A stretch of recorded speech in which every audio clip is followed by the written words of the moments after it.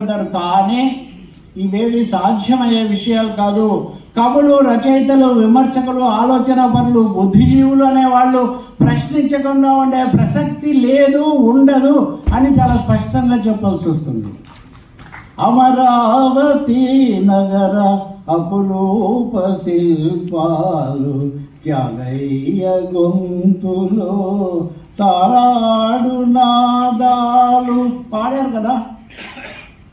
అమరావతి నగర కడలేని జాప్యాలు వైయాగు భూమిలో డేటాలు వాటాలు సీమలో సాగేటి నిత్య దౌర్జన్యాలు ప్రశ్నలై ప్రశ్నిస్తాయి. ప్రశ్నించడానికి గొంతులు వస్తాయి. సాహిత్యం తప్పకుండా వస్తుంది. ఒక దేశం యొక్క చారిత్రక పరిస్థితిని దేంట్లో చూస్తాం మనం. కరోనా అంటే మనకి ఏం గుర్తొస్తుంది? పిల్లజల్లా ఇంటికాడ ఏమి తిండ్రో ఎడ ఉండ్రో ముసలి తల్లి ఏమి పెట్టి సాదుతుండ్రో. వలస వెళ్ళిన కార్మికుల గురించి ఈ పాటలు దేశమంతా పాడలేదా?